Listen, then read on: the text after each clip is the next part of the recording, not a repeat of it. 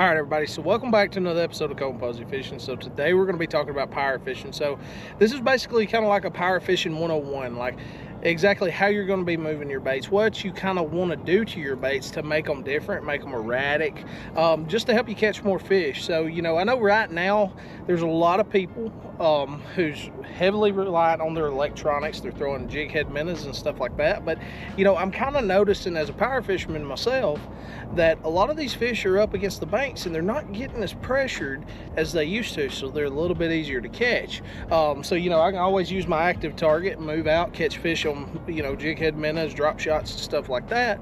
But also, I'm finding a lot more fish up shallow, and I think they've been there for a while. They just haven't been targeted that much. So either way, this video ought to help you. If it does, make sure to like, subscribe for more content, and stay tuned. There's something you don't want to miss. All right, so one of the first techniques we're going to talk about is your crankbaits, okay? So whether you're talking about a square bill, a lipless crankbait, this kind of comes into play through all that. Even round bill crankbaits, it's typically going to dive 12 feet or less.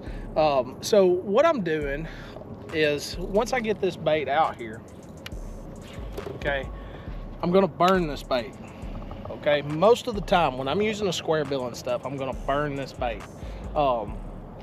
And it's just a simple technique where I can cover a lot of water in a short amount of time, okay? But what I like to do, square bills, lipless crankbaits, round bill crankbaits that do not dive that deep, I'll burn that bait, pop real fast, slow it down just a little bit, making that bait react real erratic. You know, I'm doing multiple things in one cast. You know, most people, they're going to throw out a crankbait and they're just going to, you know, wind that bait just like that. That's what I see a lot of people doing. And sometimes you catch fish like that. But to catch a lot more fish and to cover a lot more water, what I'm doing, I'm looking for active fish, hungry, active fish. So burning that bait, slow that bait down, pop it a couple times, start burning that bait again, slow it down, and just keep doing stuff like that. Make it real erratic, and I guarantee you'll trigger a lot more bites. All right, so the next one we're going to talk about is spinner baits, okay? This is one of my favorite things to do, period. And bass fishing is a good spinner bait bite. But typically, if I can get away with it, I'm going to run my willow blade. So right now, with it being, you know, fall, late summer in most places, I'm going to go with the double willows, okay? Just because I can move that bait quicker, I can cover a lot more water, I can make those fish react, okay? So check this out. I get that bait out there, right? I'm burning that bait across the top of the water. Just like that. That's typically how people are going to run most of their willow blade spinner baits. It's just a steady retrieve. Now, what I like to do a lot of times is, instead of just burning it like that, I'll throw that bait out there and I will pop it, okay? I'll pop it, give it just a second, pause it, pop, just like that. Now, sometimes a great technique that I love to do, when I get that bait cast out there, I'll just sit there and keep just shaking that bait as I reel it, okay? And it makes that bait flare in and out the entire time. It's just something a little bit different that triggers a lot more bites. Now, another thing you can do, maybe you've got cover. Let's just say there's some cover right here, right? And I bring that bait across like a log. As soon as I get on the other side, I can just stop that bait, pick that bait up, and then burn down just like that, okay? It's gonna make that bait climb up. As it goes down, it's gonna climb back up and then level back out, okay? And a lot of times that triggers a lot of bites. So, you know, kind of mix your retrieves up. That's the main purpose of fire fishing, and it presents the bait in a different way that triggers a lot more bites. All right, so one of the other baits that I wanna talk about, this is one of my favorite techniques to use throughout summer, late fall, all that stuff, even on into winter, and that's using a deep diving crankbait. This is the Rapala DT20. You know, I've got crankbait videos out, so, you know, if you're interested in the crankbaits that I run specifically, you know, we'll kind of cover that in that video, so check that video out. But the way that I work my deep diving crankbaits is a little bit different. So typically what I do, I'll throw that bait out there. You want to make as long of a cast as you can. I'll burn that bait straight down, just like that. As soon as I hit bottom, I'll slow that bait down, may stop, may pop it a little bit, bring that bait down, just like that. Now, a little technique that I tell everybody, when you're trying to bring that crankbait up, I've had this reel, this specific reel, this old loose speed spool, I've had this reel since 2013, and the only thing that this reel has through is a deep diving crankbait. And the only reason I'm able to make it last so long, when you get that bait close and you're starting to bring that bait up, don't just keep reeling. You'll burn your gears out in your reel. Pick your rod tip up, reel up your slack, pick your rod tip up, and sometimes it'll actually trigger bites. So with a deep diving crankbait, make a long cast. I'm gonna get that bait down there super quick. As soon as it hits bottom, I'm gonna slow down a little bit, may pick it up a little bit, slow down, pick it up, may jerk it, slow it down. As soon as I get close to the boat, I'm gonna pull that bait up with my rod, okay? It's that simple. It's a great technique to get tons of bites during the summer, during fall, during winter, when those fish are positioned out on points, especially when they're stacked close to the bottom and you want to get that school fired up and get them active. So now one of the other baits that I want to talk about is finesse fishing, but power fishing. So this is one thing that I don't see a whole lot of people do, and you can do this with your forward facing sonar or 2D sonar or whatever you're used to using. But this specific bait right here, this is a hover rig with a Queen's tackle head with a cast echo minnow.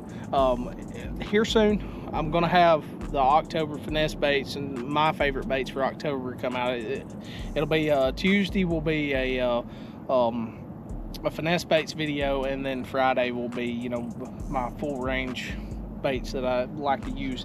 But either way, let's say you're you know, you're having to downsize, you're having to finesse fish a little bit, right? But you still want to cover a lot more water because maybe you're not on the right size fish, or maybe you're not sure if the fish are active. So one of the biggest things that I like to do with this finesse bait, the reason that I like this one, it's got a tight wiggle, just like a rattle trap, okay, or a lipless crankbait, as you reel it. And if you watch my rod tip as I throw this bait out there, look at my rod tip. See it shaking? That's not me shaking it. That's the bait itself actually shaking. And like I said, it's got that presentation of a lipless crankbait, but a minnow style.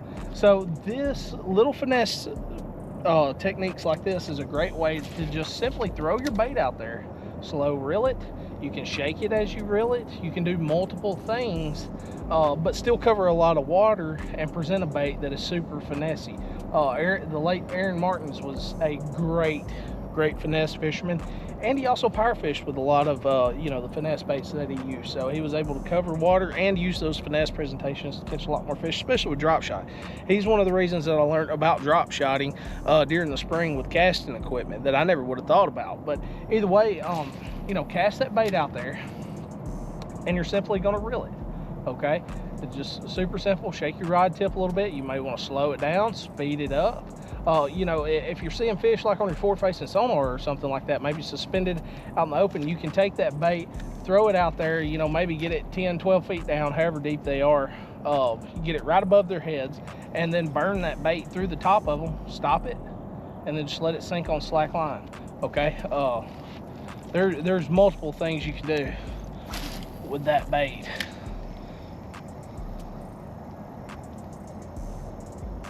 Sorry, I had one jump. I was trying to catch him. All right, so power fishing is all about covering water efficiently, effectively, quickly, and hitting those high percentage areas. So if you haven't seen my video about high percentage areas, make sure to check that video out. It's probably in my playlist, but it's not too far down on the video list.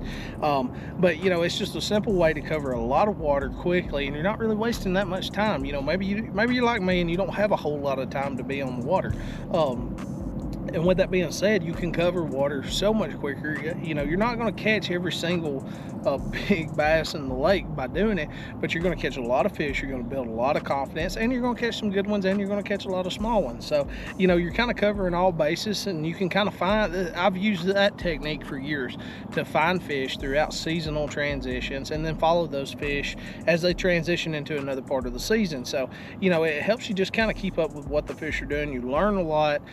So, you know, don't shy away from power fishing. But either way, guys, if the video helped you, make sure to like, subscribe. It helps me out a whole lot. If you have any questions, like always, drop a comment down below. I'd be glad to answer it.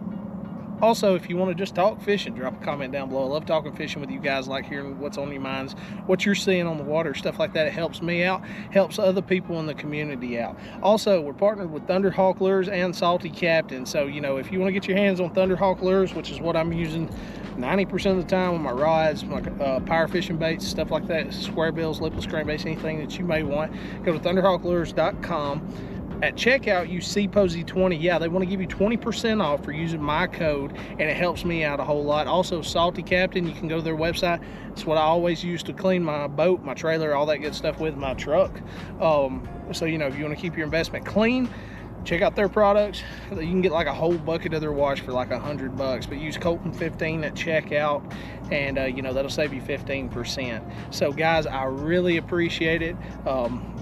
Once again, if you want to get merchandise, all that good stuff, frog rocket, hats, whatever you want, you know, check me out on Facebook, Instagram, TikTok. Got all that stuff. Send me a message, let me know. $25 shipped to your door. Either way, guys, I appreciate it, and I'll see you next time.